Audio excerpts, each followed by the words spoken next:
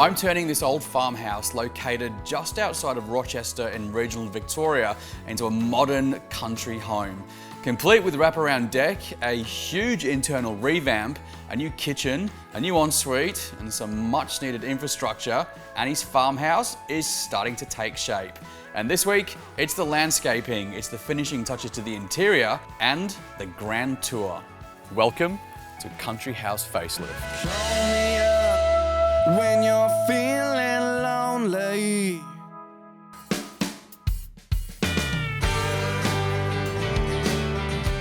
Right, it's Christmas in a week. It's 5 a.m. I've had a shocking sleep, but today is landscaping day, and it's been really hard to get any trades at all to come here because it's so far from the big cities, and everyone's just busy trying to get the Christmas rush in. But I have tracked someone down, and they've got a team of people coming today, so I'm excited about that. You know, the project's way behind. Budgets are kind of running dry now, and I'm under a lot of pressure to finish. I'm not going to finish for Christmas, but anyway, it's what it is. So I've got to get up and get a coffee and get the show on the road, as they say. Well, my mate Ashley James is an award-winning gardener, and despite everything that's gone on this year, pandemics, earthquakes, riots, floods, it's been full on. All the rest of it, yeah, you've managed to find a day for me to help do something with my garden. Landscaping's not my thing. What can you achieve? I've got a limited budget. You know, it's a small budget. Yeah. And a big garden. It's going to be a big push. So we've got our friends from Plant Mart. They're bringing out some plants. So we've got a selection of cottage hardy planting that's going to go through here. Some beautiful wisterias to climb up the front of the house there. Wow. And dangle down. So come next year, you're going to have a lot of plants, a lot of colour. We've got some locally sourced materials with some soils and some gravels. Because you are in a hardy climate, we do have to work with the local materials. Well, that gravel is actually from about 7 kilometres in a quarry up the road. That's right, so that's perfect. So, and we're helping out the local community and the tradesmen, so it's good. So some turf to go down either side, so it's going to work out really well and tie in really nicely. I've got Temptation Living and Landscapes from Rochester. He's donating some time with his bobcat. We're doing site cuts, trees are going in. It's an amazing day today.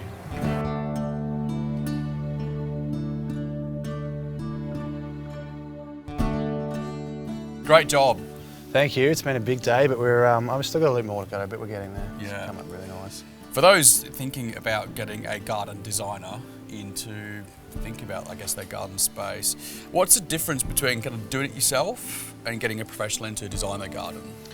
You're really paying for the expertise. I've been doing this for over 18 years now, so I can come out to the job, I can look at the location, I know what plants are going to work in the area, the irrigation requirements, so you're really paying for the expertise of that. Yeah, and the plant knowledge, what you've done today is, you know, you've layered plants, you've grouped and clustered and laid out and everything. It's just stuff I didn't know. That's right. So although this looks quite formal in straight lines at the moment, it's actually been laid out in a way that by the time they grow up, you're going to have different forms and textures and heights and layers all over. So yeah.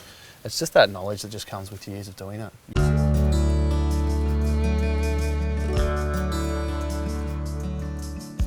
So the main bathroom for the farmhouse was renovated last, I think, in the early 2000s with those delightful avocado tiles and the old worldy timber. I mean, that was nice maybe for them back then, but for me, I need to think about bringing this bathroom into this century and also giving a bit of an overhaul, thinking about the functionality, practicality, and making an asset for the farmhouse moving forward. So one of my main problems with this house is the fall from the waste pipelines through to the septic, which is here. And if you remember the other week on the show, well, I had to install a pit pump for the new ensuite. So all the waste went into this pit pump, which had a macerator in it, and then it shoots it at pressure down the line, up to 100 metres actually, right here to the septic. So one of the issues I have with this old bathroom is the plumbing. So over the years, various different people have done renos in this house, and they've updated the kitchen and they've added bits to the bathroom, bits to the laundry, and it's a complete mess under here. Now, when we were building the deck, we had to excavate down near the old sewer line or the waste line which went into the septic, and we found that that line, it's a 100mm pipe, had all collapsed and it was in complete disarray. So what I need to do is completely redo the plumbing in this entire area, and also the sewer line into the septic. Now, to save me having to dig through garden beds and excavate under the house and through the garden to achieve the natural fall you need for a normal waste line, 100 mil line, I'm going to use a macerator pump. So that will just sit in here. The vanity, the shower and the toilet will run into it. It'll be mulched and then sent at pressure down just a 20 mil line, which I can actually just fix under the deck and straight into the septic. So I brought this outside because it's very noisy in there and there's lots of people in the bathroom, but basically this is it. This is the Sanipack Pro Up. I wanted to kind of quickly demonstrate how this works. It's very clever. So you've got multiple inlets here. So you'd have the basin, probably your shower and your vanity, and of course your toilet. And this all sits behind the toilet quite neatly. It's very unobtrusive and also operates very quietly. So once you flush your toilet or you have a shower, the waste goes into here. The unit then sends all of that waste down a line at pressure and disperses it, into my case, into the septic, or for your case, if you're on town sewer, it will go into your sewer line. It's kind of a really clever way of getting rid of your sewage. So the whole unit will sit about here in the bathroom, probably just a little bit lower than floor level, just to catch the waste from the vanity and the shower and of course the toilet. And we'll build the stud wall just out a little bit to accommodate that. So it's hidden, it's concealed. All that waste will go into there and it'll be sent at pressure down the line to the septic. So look, in layman's terms, if you're playing along at home, basically means that if you put an ensuite or a powder room or a bathroom or a laundry into your home, you don't have to worry about gravitational fall or natural fall for your sewer. You can actually force it uphill. An ingenious way. It's very quiet to run, and you can hardly even notice it's there once it's plumbed in. After the break, the tired old family bathroom is brought back to life.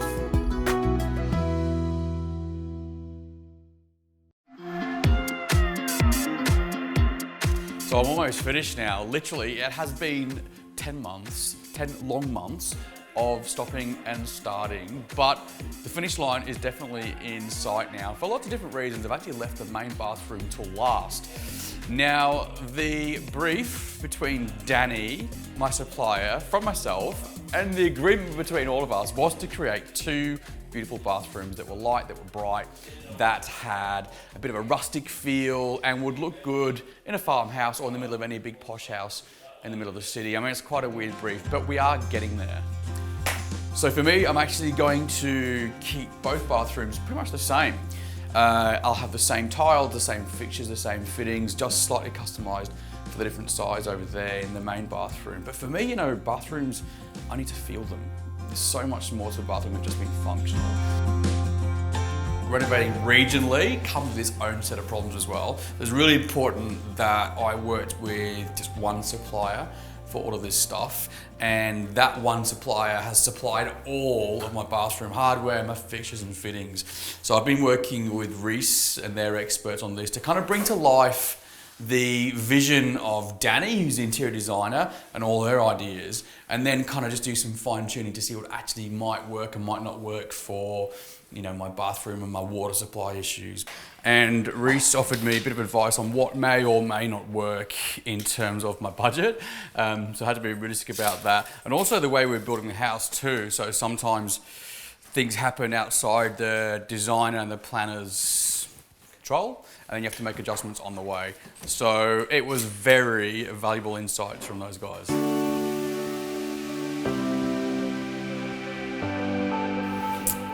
So, a little familiar face. Dani Reilly is my friend. She's my colleague, and she's also gifted me the interior design for this house. Yes. Yeah, my brief to you was, again, like the ensuite, Yep. farmhouse but modern, but cool, but Walt, but all these different things, and you did it.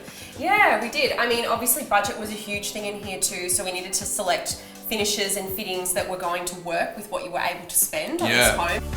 So we've gone with the split setup. So this is the Milli Exo tapware. Yeah. And to kind of keep with your brief of that modern country farmhouse vibe, having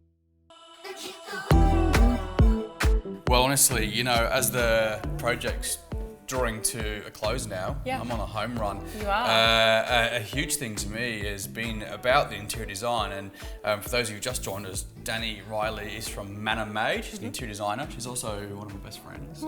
Major things, those of you following on social media for this project and my own personal one, is a tile choice. So every time I do a little story and I show an update of the build, people are going, what's that black and white tile? You chose all of these tiles for me. Yes. It gave my mood board. Yeah. Run me through them. We chose to work with National Tiles, just one supplier, keep it easy, especially during the pandemic. Yeah. Supply issues everywhere. But a lot of your inspiration had a tile that had a little bit of kind of old world interest to it. Yeah. We selected the Revival Penny Noir tile and used it on the floor, primarily in the ensuite and bathroom, and then also in the kitchen and the splashbacks and the floor hearths for your fireplaces. Yeah, this is everyone on social media is, what is that black and white tile? Yeah.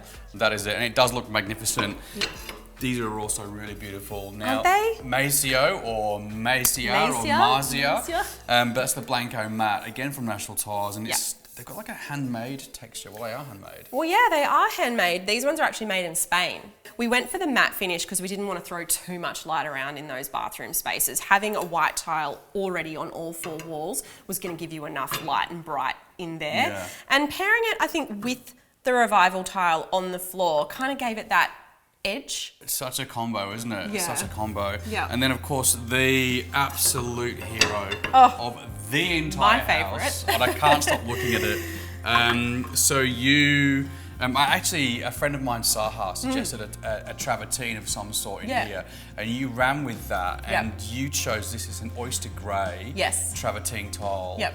And you chose French pattern? Yes, French pattern, under where we are, because you wanted to also, with the space that you were going to continue outdoors on your kind of patio out the back, you wanted to have the same floor finish throughout. So being able to have a tile that was suitable for indoors, but also outside, good slip rating, you know, if it got dirty, it would be okay. Yeah. So having the oyster grey French pattern trav on the floor here is just, I love it. I'd put it everywhere if I could. It's the hero. Yeah, people walk in here and go, what is that? It is amazing. So yeah, all in all, one supplier, one invoice, and one delivery. It was brilliant, yeah. So National Tiles are the way to go for this one. Yeah. Now, back at the very start of this renovation, it was the middle of winter, and I used to wake up and have ice on the inside of my bedroom window. So part of my strategy was to really insulate this property. So we put insulation under the floor, we put it in the walls, and we put it in the ceiling as well. Now, if you'd watched previous episodes of this show, you'd have seen that I also installed a really powerful ducted heating and cooling system. So I can have this gorgeous heated or cooled air piped into any room I wish. But what is a farmhouse without a wood burner? I mean, the smell, the sound, the feeling that a wood burner gives off is very different. And you ask anybody what the heat is like from a wood burner, and they'll tell you, you just can't beat it. Originally here was an old fireplace which is flat to the wall with a 1950s wood burner, perhaps even older. It had no fan, and it just used to chew through the logs with hardly any warmth coming out of here at all. It was just a disaster. So I really wanted to make a feature out of a fireplace. So we framed out a block bulkhead from ceiling to floor and painted the same color as the cabinetry, and it's all centered around this brand new Jetmaster wood burner. So this is a Jetmaster Kemlin Supernova insert wood burner. Now, it also comes as a freestanding version too, so you can actually walk around it. A lot of people like those exposed flues.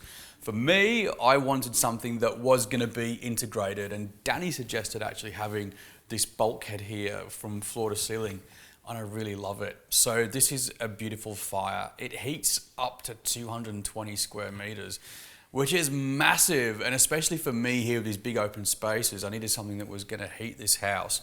I've had it fired up, and you have to have all the doors and windows open to heat the rest of the house. It's so hot. It's got a 2-speed fan as well, which is kind of good to control that temperature. Super efficient for your wood burning aspect, and also it emits less particulates as well. So all in all, this fire is perfect for this place. So just before, as the regional boom was kicking off, I picked this place up for $390,000. Yeah. I mean, you wouldn't get it for that now, probably, anyway. No. With the reno and everything, talk to me. What do you reckon we're looking at? So the money has been spent, people appreciate that. If you went to market with this, you'd be in the high 700s, probably pushing 800 for this with genuine buyers.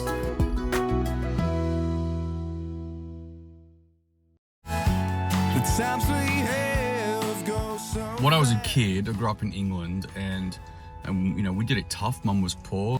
Her dream, Mum's dream, would be a farmhouse. So when I bought this house, I decided to call it Annie's Farmhouse because my mum's called Anne, and her dad used to call her Annie. And now she's here. She's about to land, and I'm going to take her to Annie's farmhouse and show her her house. And this marks like a huge milestone for me, you know, in terms of the pandemic. It's been nearly 3 years since I've seen her. It's emotional because it means a lot to show Mum this and what I've achieved with this house and what I've done with this house, and it's named after her.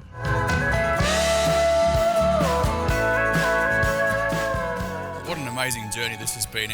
It's been a year this week that I moved into a house that was slightly run down, was tired but beautiful, and in that year I think we've achieved something truly magical. It's a beautiful place.